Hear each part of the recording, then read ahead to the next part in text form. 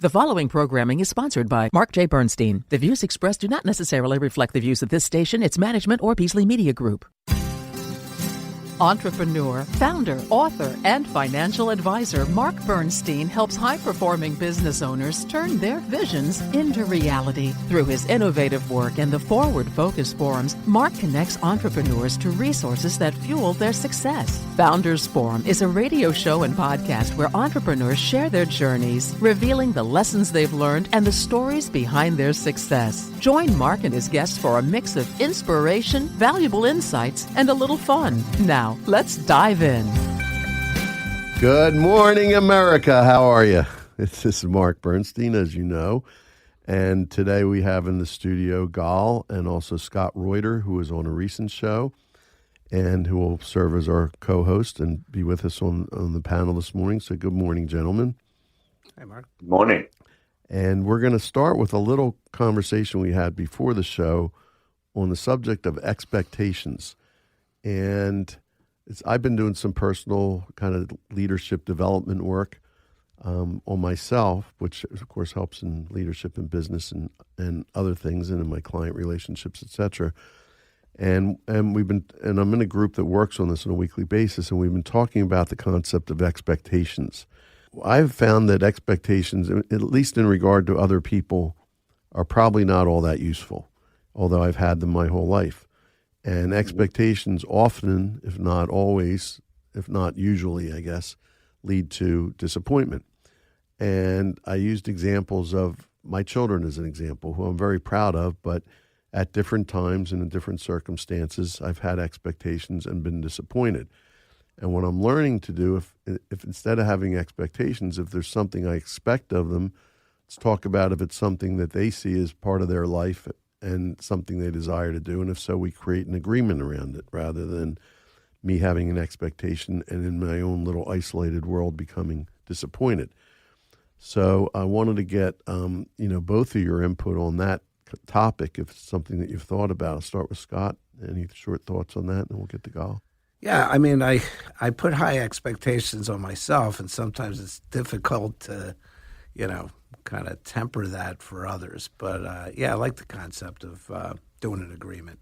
You can have agreements with yourself as well. Exactly. That's true.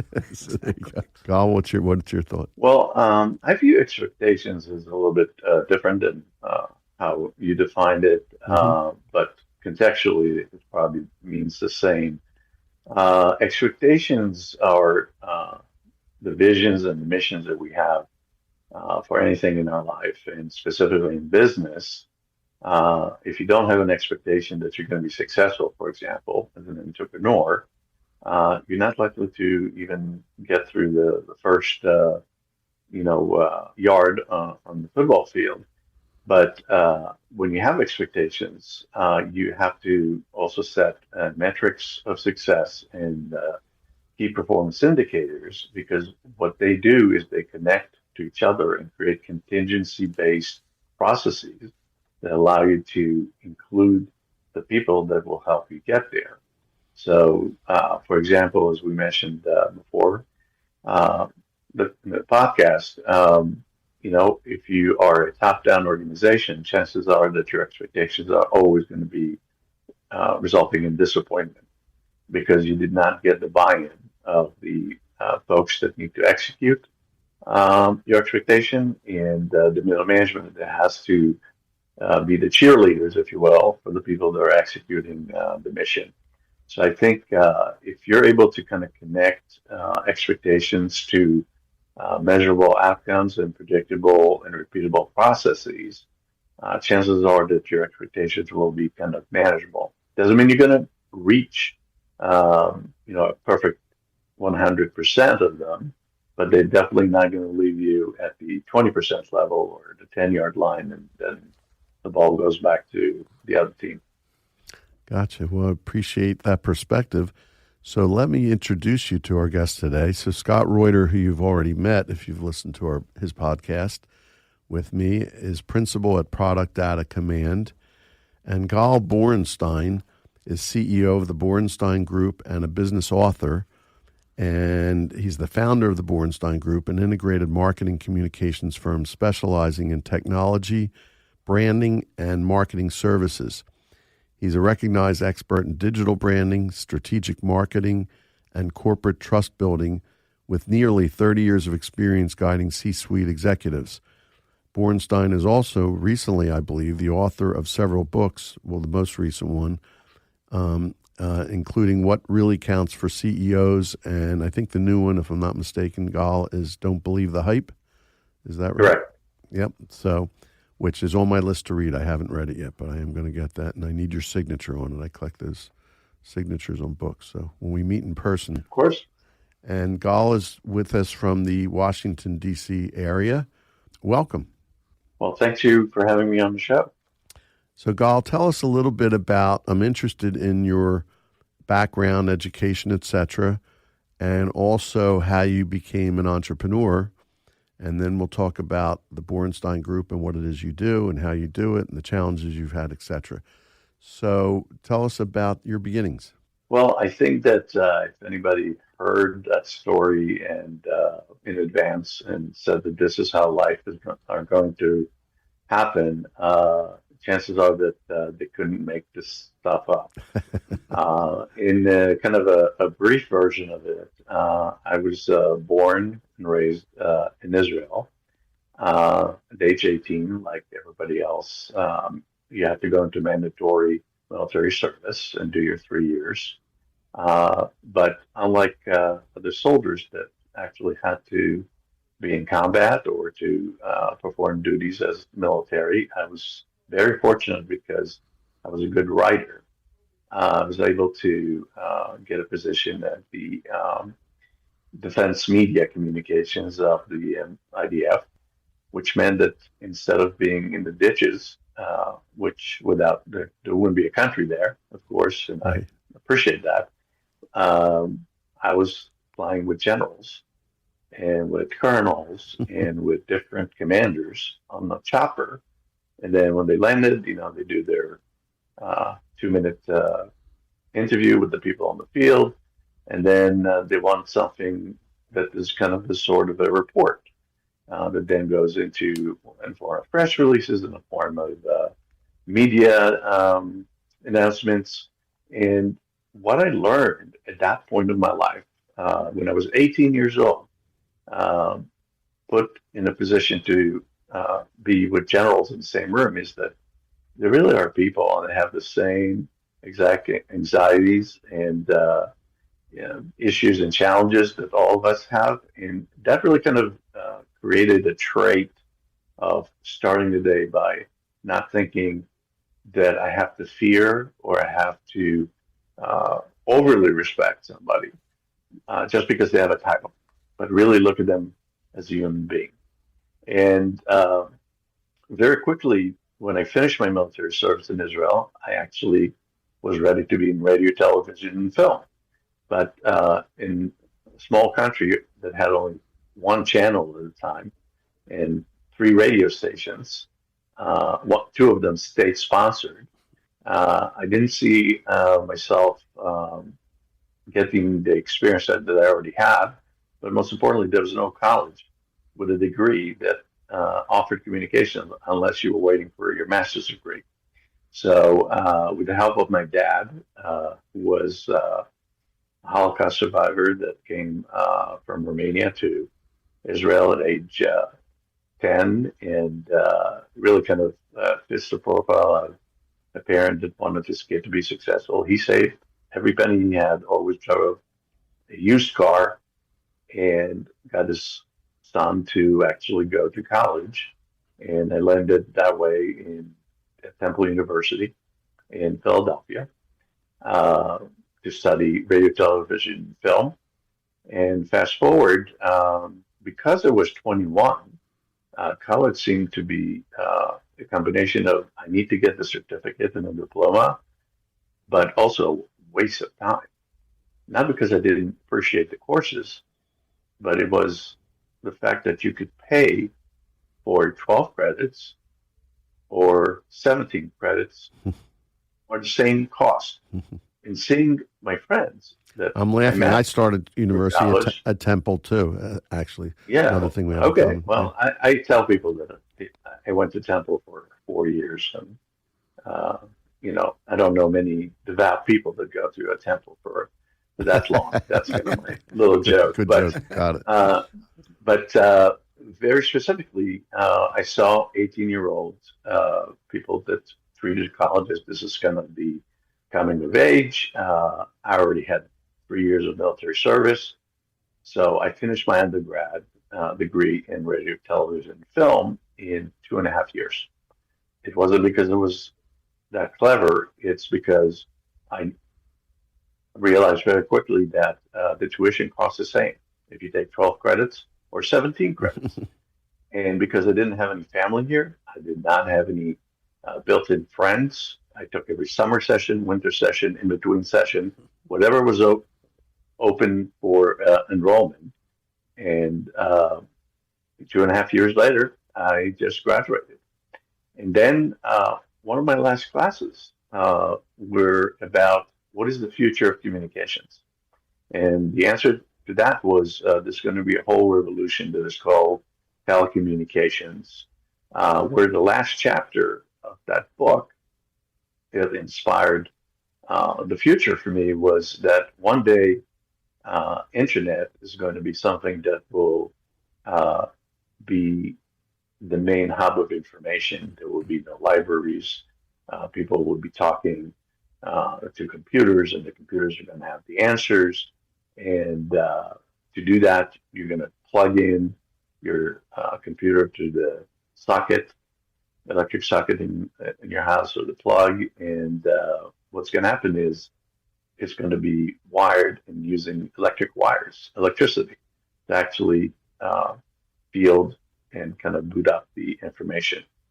So knowing that that was coming, became fascinated with the idea that telecommunications, which was kind of like telling somebody in 1992, it was pretty much like telling them I'm interested in astronomy or kind of being a space kid. That Right. I saw the what's going to happen as kind of a vision, which was that companies are going to become more and more techified, if you will, and technology will go from being an add-on to an enabler.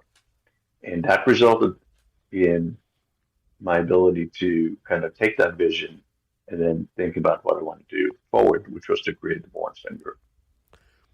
Interesting. So, and that was right out of college.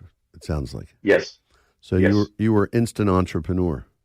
I was an instant entrepreneur, and the company started with $2,000 Mhm. of loans that I took on a Visa credit card that said on the back that when you cash it, there's a $500 fee to cash out your $3,000. Right. But I had nothing to lose. I didn't have family here. I didn't have any friends with influence or connections. And I knew what I was strong at, which was writing, which was telling the story, and being able to actually marry two things, which was the knowledge of marketing, communications, advertising, and PR, which are all really part of what I did in my military service, which was to write the headlines, to understand what the story looks like and how it ends and where it leads to, and then parlay that into agency, which I called the Borenstein Group because I didn't want people to think there was only one person, and then make that into a company that offered a unique value proposition. And that unique value proposition was that we're going to be a marketing, PR, and branding agency that specializes in technology companies, which means you don't have to pay us tuition to earn the knowledge about your company on your dime. We come prepared. We understand already what is the technology that you're marketing, Mr. Technologist.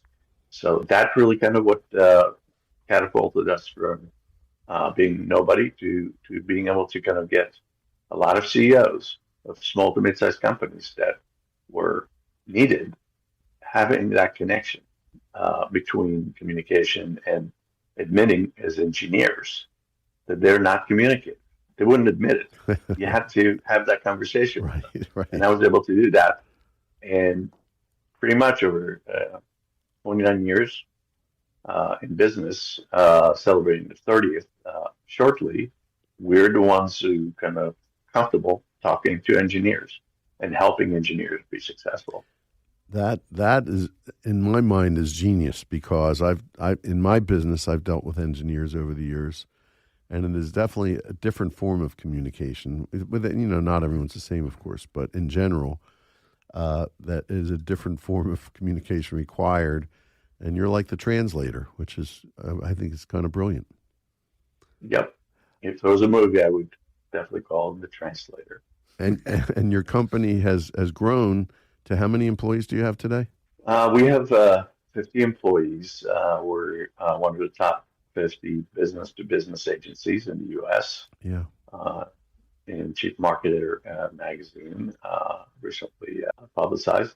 Nice. What we did at the beginning is the same thing that we're doing now. It's just basically scaled and expanded to the fact that technology now is embedded in business. Well, with that, that's a great place to stop for our break, because you've accomplished a lot, but I want to ask you about some of the challenges you've had in the past and tomorrow. So be back right after this break.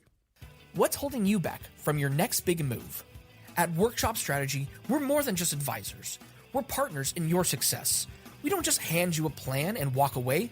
We roll up our sleeves and work alongside you to build a strategy that drives growth, strengthens leadership, and makes operations more efficient. If you run a medical practice, pharmacy, healthcare organization, or any healthcare business, we create solutions tailored to your needs and goals. We're here to help you take your business to the next level. Let's lead with innovation. Let's set bold goals, and let's achieve them together. Visit workshopstrategy.com to get started. We're back on Founders Forum with our guest today, Gal Borenstein, and we have Scott Reuter in the studio. And Gal, I wanted to ask you, I know from experience, because I've worked with entrepreneurs my whole career, I am one, and we've had well over 100 guests on our show. I know that entrepreneurialism is always a smooth ride without any hills and valleys. There you go. That's the laugh I wanted to solicit. So so tell me about that. Tell me about some of the challenges you've had over the years, and in the changes in our political system, because I know you work a lot in the defense area, and with changes in that, I'm sure you're experiencing some challenges today. But let's start about challenges along the way and get to the current ones. I'd like to really kind of focus on maybe three anecdotal but very strategic descriptions of what challenges I had as an entrepreneur. Number one, I never sold anything in my life before I started the company, not even lemonade in a lemonade stand. Right. But I sold ideas when I was writing. And in the first 5 to 20 meetings where I went to meet CEOs of companies without sales training experience, I actually bought the Brian Tracy sales kit, Yep. Boston tape, Great stuff. and I literally listened to it every time I went to a business pitch. And very quickly, the most important lesson that I learned was you are the sale. So if you're able to talk about yourself and be vulnerable, you're going to be successful. So the first challenge was really, I never sold anything in my life. I'm going to be an entrepreneur and grow a company if I never done it. And that was one. And it took a little bit to kind of go through the understanding that whatever you're selling, whether it's services, or products or hardware, it doesn't really matter. People buy from people. And if you're able to connect in that both cognitive and emotional level, Yep. people are likely to at least want to hear you. And of course, they can still say no, but I'd rather hear a no with a reason than a no with slam door, if you will. The second was really the fact that my idea for a niche company was unique, but also looked a little crazy because the only companies in the advertising industry, the agencies, they basically looked at small business of any kind as a pest because they were not spending $500,000 or $1 million. Knowing a little bit that technology companies at the time, like think about Netscape or America Online, or kind of the initial kind of giants, they all began with 10 employees or 15 employees with a very smart piece of software. And they needed somebody to take their XYZ, ABC, slash dot point and actually parlay that into something that people understand and get translated so they can kind of move from point A to point B. So having that challenge, it became an opportunity because every time I met an elephant and they were making fun of us because we're so small and so lean, I said, well, let's see what happens to these companies. And I was right about that. The second or the third really obstacle that I always talk about and tell other entrepreneurs is self-belief. If you wake up in the morning and you don't trust yourself because you're number one prepared, and number two have the desire to win and you hate to lose, chances are that you're not going to be successful. I hate to lose more than I love winning. So that kind of dynamo in me and the expectation I set to myself was I need to do this because I have to pay the rent actually. And later, shortly in life, support a family. And that was to me kind of the motivation and still is the motivation. I do this for myself, but also for my family and to create that legacy. That's great. I think Scott has a question for you. Yeah, just on the being smaller as a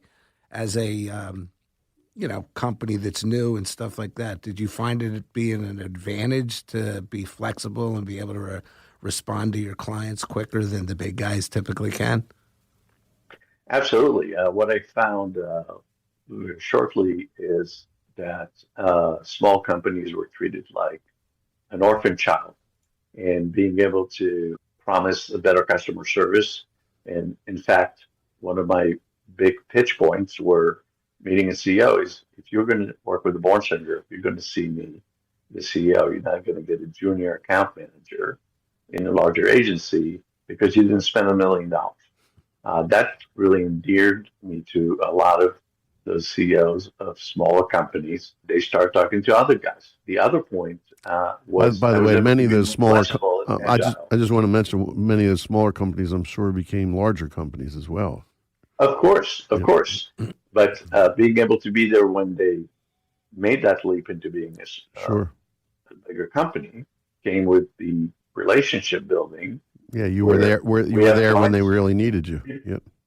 Yeah, and knowing kind of their legacy and what they're trying to build resulted in relationships of 10 to 15 to some 20 years where we rebranded companies 4 or 5 times. And finally, the most important part was being flexible from an economic perspective and taking the approach that this is the fair market value, this is what the industry is charging, so you should too, to saying, well, if you're an engineer company and you don't like marketing, you just have to live with it. What if we created a model where it's kind of like a combination of what we call today a fractional CMO and provide the deliverables that are needed for the price of what you're paying your receptionist that is sitting at the lobby?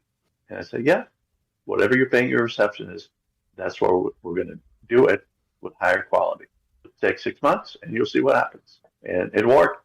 By the way, hundreds of them. Very, very, very popular concept today, but sounds like you started that concept. I don't want to take ownership that I invented it, but certainly kind of the logic of it was that the burden was, or the barrier was not that engineer companies didn't want to have marketing and branding and advertising. It wasn't approachable for them or accessible. And I made the point to make it accessible with the idea that I'm going to be accountable to them CEO to CEO. And that's really where the love connection, if you will, was made. But so, by the way, you've done a great job explaining your challenges and the strengths, and all the questions I asked, you covered them.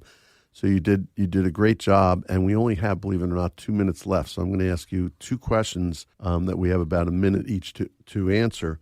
The first one is you've thought a lot about. You've been very conscious, I would say, and aware of your methodologies and your progress and your successes and your challenges. Given that, what are your thoughts about your legacy, Gal? What would you like to leave behind it, hopefully many years in the future? I really want my legacy to be as a guy that came into an industry where he never worked a day in his life, that broke all the rules and created opportunities and taught people that there are no rules. The rules, you can make them up as you go along, as long as you have foundation of knowledge, strategic motivation, and be a great customer service provider to whomever your customer is. Doesn't matter if they're small or large. That's wonderful. And along with that, if you could, I know you have 3 sons we talked about earlier, and I'm sure you've shared wisdom with them, but if you could talk to the younger Gal, what would you say to him?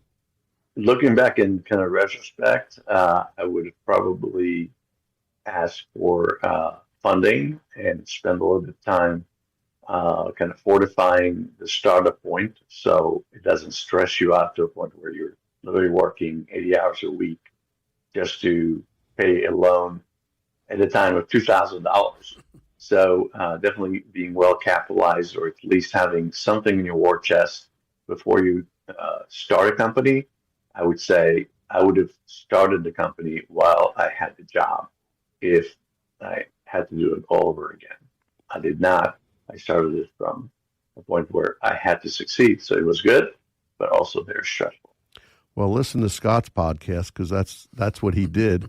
And he also said in the same question, he said, enjoy the ride, which I think is part of what you're getting at as well. So, hey, it was a pleasure having you here, Gal. We could talk a lot longer, but we've said a lot, and I think our listeners are going to get a lot out of this little show. And we thank you all for listening today. So thank you, Scott, for being here. And we'll see you, and you'll hear us again next week on Founders Forum.